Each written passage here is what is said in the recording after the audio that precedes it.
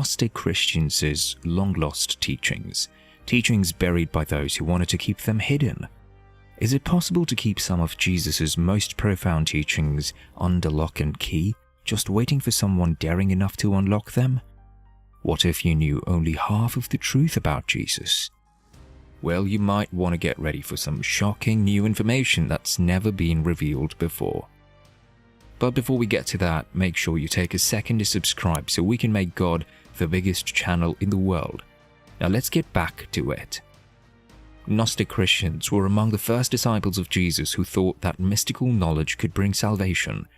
However, the Roman Orthodox Church hid their secrets in an attempt to eradicate both Gnostic Christians' works and followers. Dolores Cannon was a pioneering hypnotherapist and author who devoted her life to studying human consciousness. If we want to truly understand these ancient mysteries, we need to look closely at her work.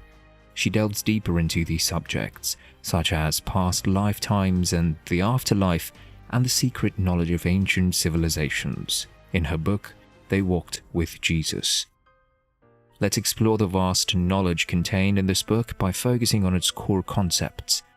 The recollections of two women from their past lives paint a vivid and authentic picture of Jesus, the man, including his healing miracles and his non-judgmental teachings. This is an insider's perspective, straight from the time of Jesus, with significant implications and deeply felt tones that convey a sense of truth. In addition to depictions of the Temple and Old Jerusalem, this book also features excursions to residences and leper colonies, political intrigues culminating in the crucifixion, and the intimate emotions of individuals who had the privilege of knowing him. It's amazing how realistic this information is. Her research establishes a link between contemporary knowledge and traditional wisdom. What did these old writings tell us? The Gospel of Thomas, a compilation of 114 of Jesus' most secret sayings, was one of the most fascinating discoveries. These sayings, in contrast to the well-known Bible stories, offer a direct connection to Jesus' teachings. They provide insight into the power of thinking, feeling, and the secret language of the heart. In the Gospel of Thomas, Jesus said, "When you make the two one, you will become the sons of man. And when you say, 'Mountain, move away,' it will move away." The saying refers to a profound reality. Every one of us has the ability to use words and beliefs to shift reality and move mountains. During the early years of Christianity, the Gnostics were a distinct group that provided insights that were very different from the common belief. However, the Roman Orthodox Church viewed their opinions as a danger.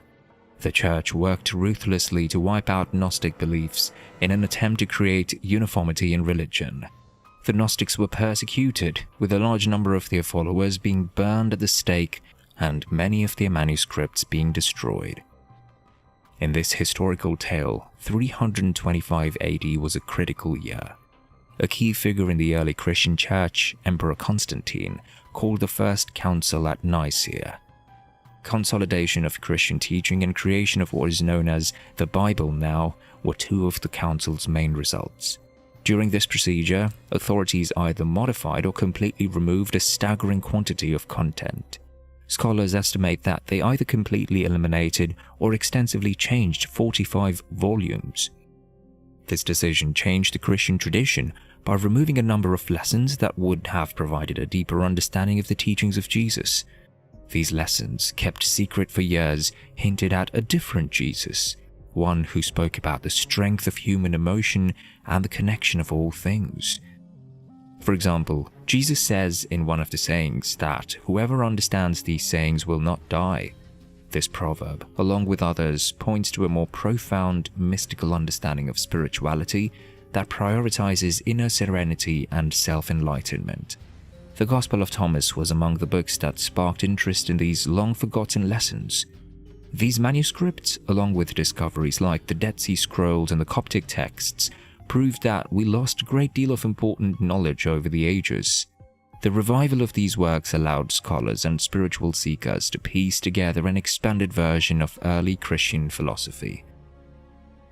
The Gospel's emphasis on inner knowledge and self-discovery is among its most fascinating features. The opening line of the paragraph sets the stage with a powerful declaration. These are the code words that Jesus himself spoke and Didymus Judas Thomas recorded. This introduction sets the tone for a series of lessons that challenge the reader to examine themselves for answers. And now here's where things get really interesting.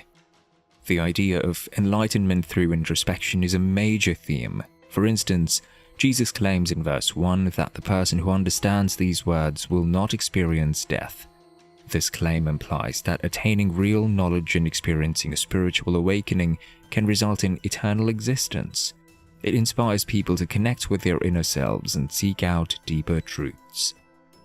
In verse 2, there is another important saying. Jesus said, "Let the one who is seeking keep searching until he finds." He continues saying that people will initially feel uneasy when they do find it. However, all of this trouble will eventually lead to awe, which will give them total control. A journey full of surprises awaits you as you go from curiosity to expertise. This passage emphasizes how self-discovery can be a transformational process. It recognizes that the search for the truth can be a difficult and frightening undertaking, but in the end, it results in a deep realization and a sense of empowerment. Jesus teaches a profound lesson in verse 48. If two people can live in harmony with one another in a single home, they'll be able to say to a mountain, "Move from here," and it will move. This saying asserts the incredible power of balance and inner peace. When people live in peace with one another, a transformative force is released that's capable of overcoming seemingly impossible obstacles. The mountain represents every major barrier or difficulty in life. Achieving both inner and interpersonal balance allows people to access a more powerful source of energy. This illustrates how deep inner peace and cooperation can produce amazing things. This asserts that balance can lead to major improvements in our personal and eternal lives. We can accomplish amazing feats when we bring conflicting aspects of ourselves together.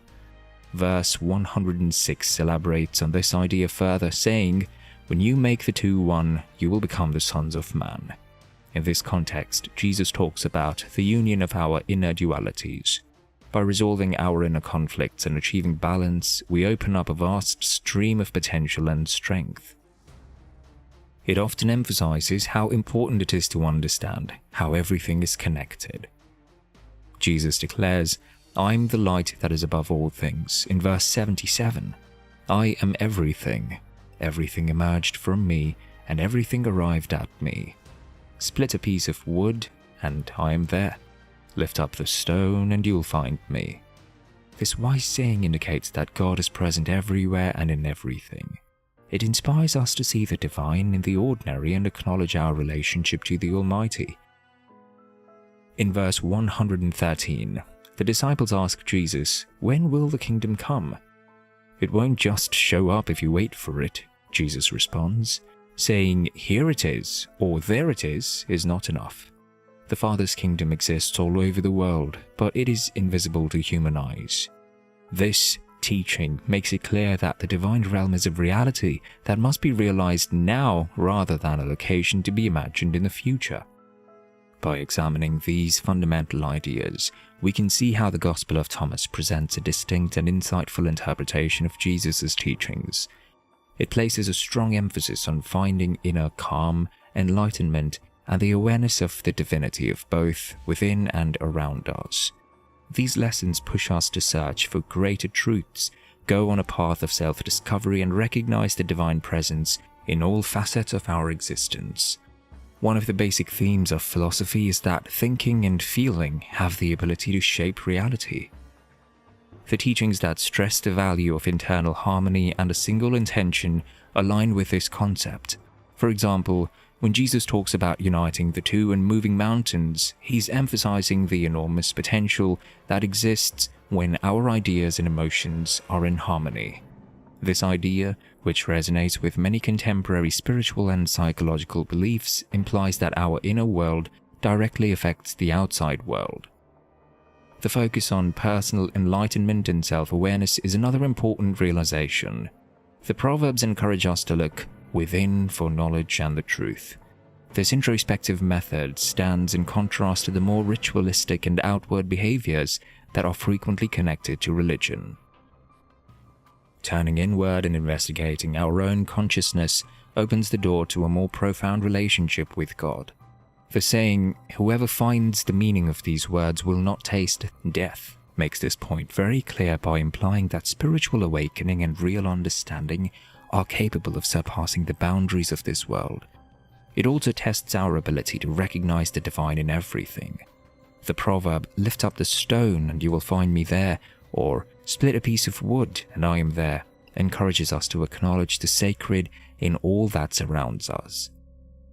This viewpoint inspires us to go beneath the surface in search of deeper spiritual truths and cultivates awe for life.